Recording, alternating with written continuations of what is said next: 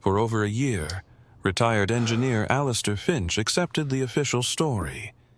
His son Corbin and his partner Elias fell victim to the unforgiving granite of El Capitan. But when a hiker sends him a forgotten photo of the rope found hanging from the cliff a week after they vanished, Alistair's trained eye spots an impossibility. The fibers aren't frayed from the stress of a fall.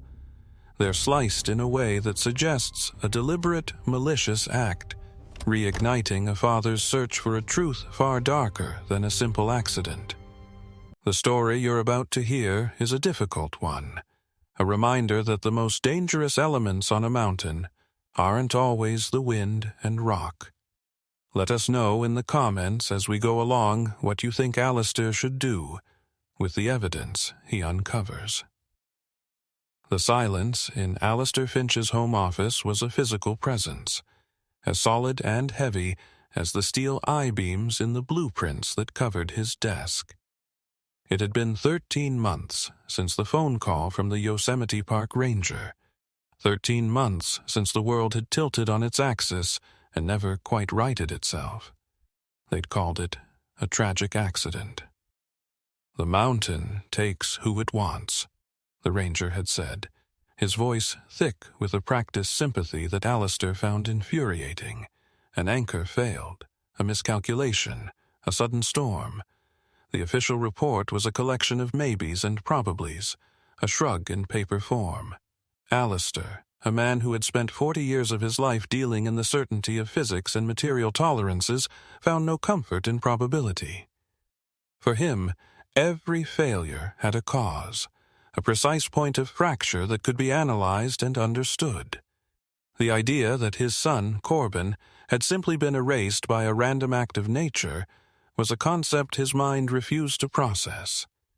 He swiveled in his chair, his gaze falling on the framed photo on his bookshelf.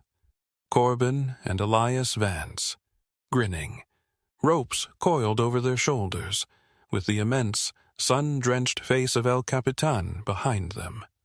They looked invincible.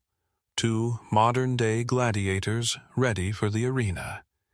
Elias had been the star, the seasoned veteran with sponsorships and a reputation for fearless, aggressive climbs.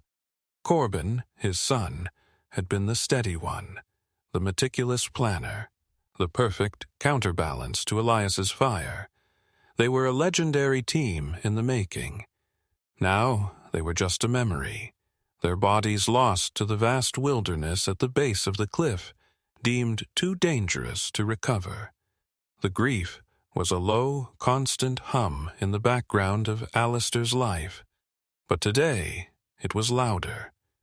He was supposed to be sorting through Corbin's financial records, closing accounts, tying up the loose ends of a life cut short.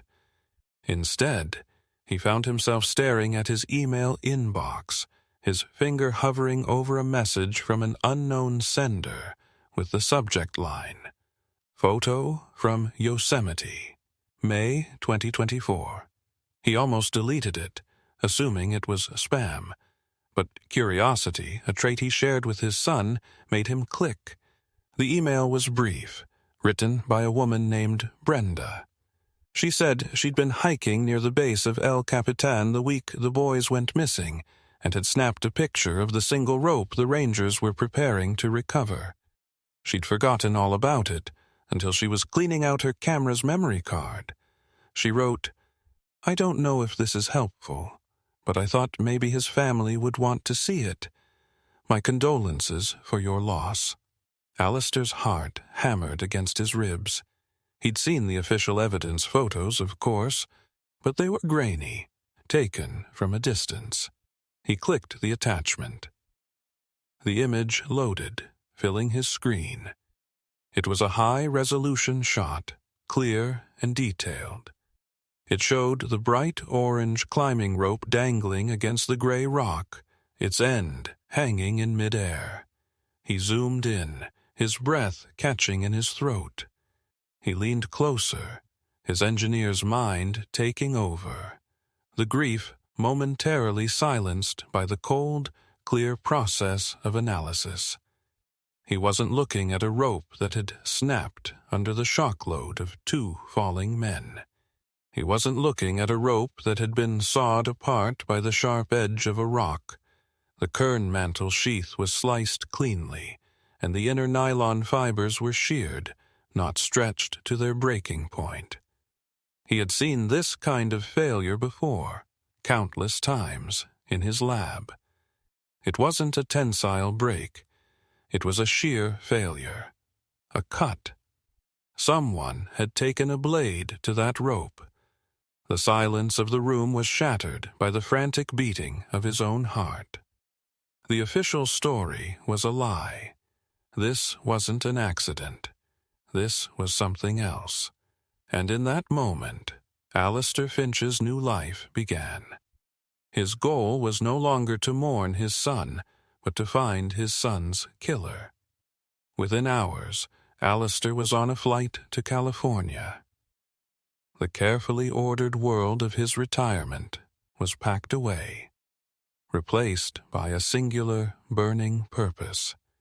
He landed in Fresno, rented a car, and drove the winding roads toward Yosemite, the mountains growing larger and more imposing with every mile. He didn't go to the park itself, not yet. He drove to a small town just outside the entrance, El Portal, and checked into a modest motel. He needed a base of operations, a quiet place to think. He spent the first night spreading his own blueprints across the motel's worn desk, not of buildings, but of the photograph. He ran calculations, modeling the forces, the angles, the material properties of the rope. By dawn, his initial assessment was no longer a suspicion. It was a certainty, backed by mathematics. His first stop the next morning was a climbing gear shop, a place called the Granite Crucible. It was where Corbin had told him he and Elias bought most of their equipment.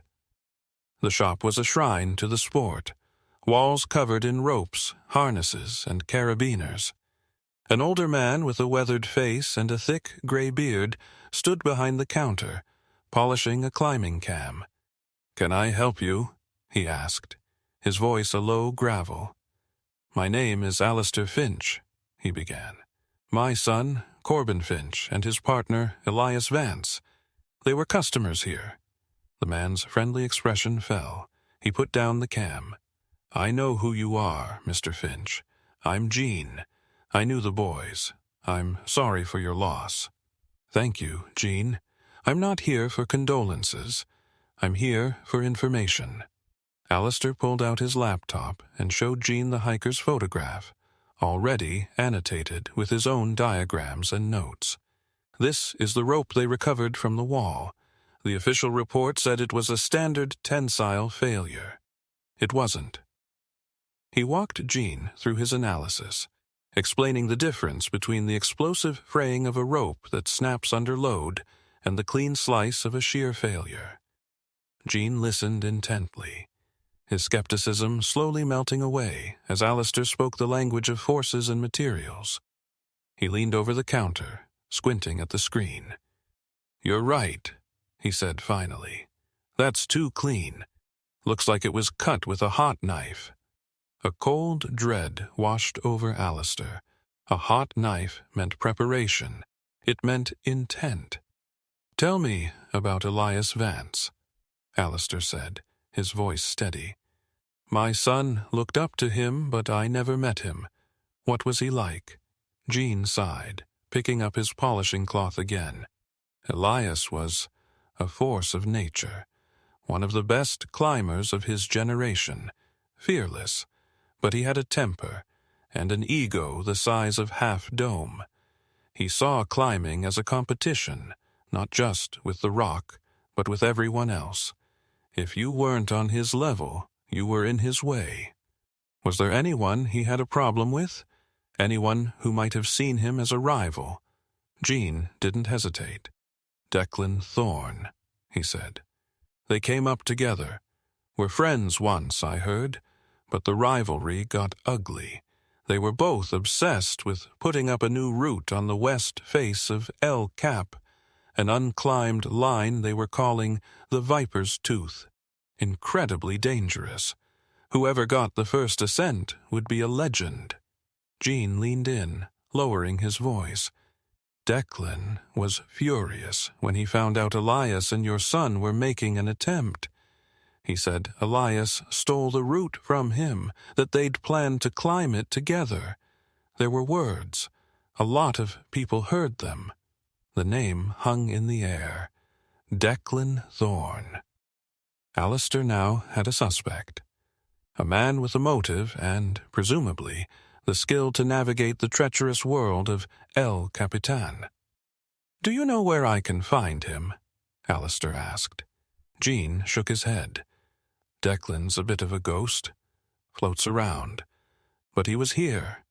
He was in the valley that same week. The pieces were clicking into place with terrifying speed. Declan Thorne was in Yosemite. He had a public feud with Elias, and he had the ability to get to them on that cliff face. Alistair spent the rest of the day online in his motel room, digging into the closed world of elite rock climbing. He found climbing forums and old blog posts. Declan Thorne was a respected, almost mythical figure, known for his purest ethics and solo ascents.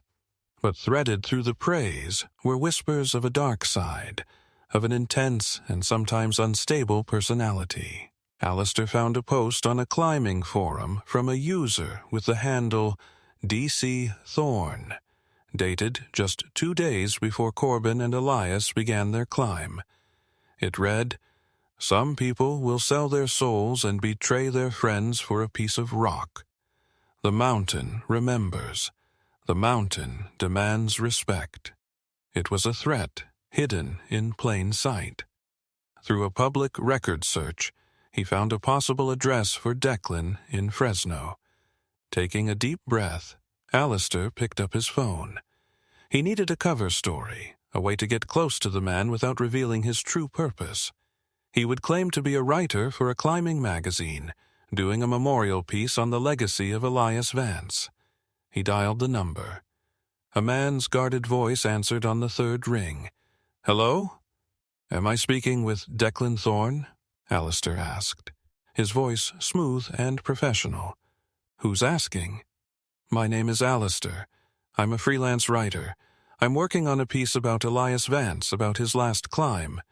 Gene at the Granite Crucible suggested you might be able to provide some insight into his career." There was a long silence on the other end of the line.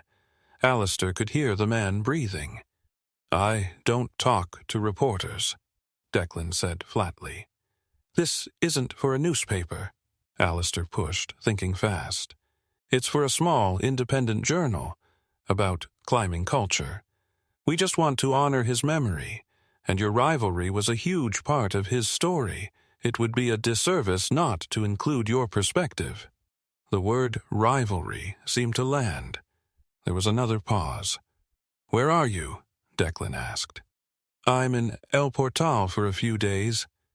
"I'm in Fresno. I'm busy," Declan said, but there was a flicker of something in his tone. Arrogance, maybe. The idea of having his side of the story told. "How about a beer? I'll drive down. My treat," Alistair offered. "Let me buy you a drink in honor of an old competitor." The silence stretched.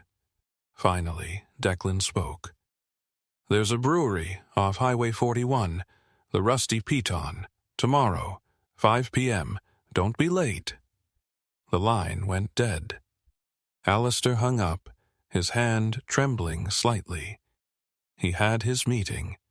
He was about to come face to face with the man he believed had murdered his son. The Rusty Piton Brewery was a cavernous, noisy place, filled with the smell of hops and fried food. Alistair arrived 20 minutes early, choosing a small booth in the back corner, a spot that offered a clear view of the entrance. He felt a cold knot of anxiety tightening in his stomach. He was an engineer, a man of logic and reason, not a detective or an interrogator. He was walking into a confrontation with a man who was, by all accounts, a world-class athlete in peak physical condition, a man who might have committed murder on the side of a 3,000-foot cliff. At exactly 5 p.m., the door opened and Declan Thorne walked in. He was easy to spot, with a lean, wiry build and an intensity in his eyes that was visible even from across the room. He scanned the brewery, his gaze sharp and dismissive, before it landed on Alistair. He walked over and slid into the booth without a word. "Declan, thanks for coming," Alistair said, keeping his voice level. "Alistair," Declan nodded curtly. He looked nothing like a killer. He looked tired, his face etched with lines that made him seem older than his mid-30s. A waitress came over, and they both ordered beers. "So," Declan said, leaning back, "Elias Vance, what do you want to know?" "I want to know about the Viper's Tooth," Alistair said, deciding to go straight at it. "Jean told me you and Elias were supposed to climb it together." Declan's eyes narrowed. "Jean talks too much. That route was my vision. Elias was just going to be my partner, but he got impatient. He wanted the glory for himself, so he took Corbin and went behind my back." "That must have made you angry," Alistair said, watching him closely. "Anger doesn't begin to describe it," Declan spat, his voice laced with a bitterness that was still raw. "It was a betrayal of our friendship, of the ethics of the sport." Their beers arrived. Declan took a long swallow from his pint glass. "But the mountain had the last word, didn't it? That's karma." Alistair let the silence sit for a moment before he reached into his briefcase and pulled out his laptop. He turned it to face Declan and clicked open the high-resolution photograph of the cut rope. "The mountain didn't have the last word, Declan. Someone else did." Declan stared at the image. The color drained from his face. He looked from the screen to Alistair, confusion warring with a dawning horror. "What is this?" "This is the rope that was holding my son," Alistair said, his voice dropping to a near whisper, cold and heavy with menace. "I'm a structural engineer. I've spent my life studying material failure. This rope didn't break. It was cut." He leaned forward, locking eyes with the other man. "You were on a nearby route that week. You had the motive. You had the skill. You climbed over to their line, and you cut his rope." Declan recoiled as if he'd been slapped. "No," he whispered, shaking his head. "No, I would never. I didn't kill them." "Then who did?" Alistair pressed, his voice rising. "Who else was up there?" Declan buried his face in his hands, his shoulders shaking. The tough, arrogant climber was gone, replaced by a broken man. "I saw it," he choked out, his words muffled. "I saw the whole thing." Alistair felt his blood run cold. "What did you see?" Declan looked up, his eyes filled with a terror that Alistair knew was genuine. "It wasn't me," he said, his voice trembling. "It was Elias." The confession spilled out of him then, a torrent of guilt and fear that had been dammed up for over a year. He told Alistair he had been watching them through his binoculars, stewing in his anger. He saw them stop on a ledge. He saw them start to argue. "Elias was pushing him," Declan said, his voice cracking. "He wanted Corbin to attempt a dangerous traverse without proper protection. He was being reckless, chasing the clock. Corbin refused. He was being smart, being safe. He told Elias they needed to wait, to reassess." The argument escalated. Declan described seeing the two men yelling at each other, their angry gestures visible even from a distance. Elias lost his mind. I've never seen anything like it. It was pure rage. He unclipped from his own anchor, screaming at Corbin, calling him a coward. Declan's breathing grew ragged as he relived the memory. And then he pulled out his knife, and he just started sawing at Corbin's rope. The image was so horrific, so unthinkable, that Alistair's mind could barely comprehend it. He saw his son, his steady, careful son, dangling thousands of feet in the air, watching his partner, his friend, murder him. But Elias fell too, Alistair said, his own voice a hoarse whisper. How? When the rope snapped, Declan explained, wiping at his eyes. Corbin's gear, a piece of it, a carabiner maybe.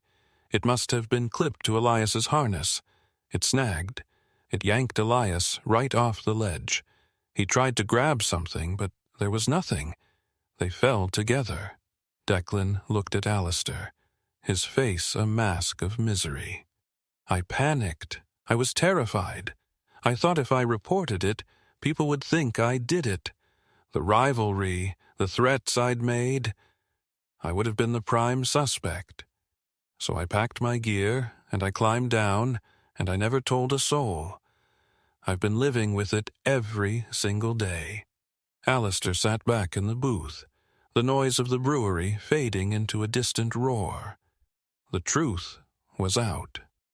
A truth more terrible than he could ever have imagined. It wasn't a rival.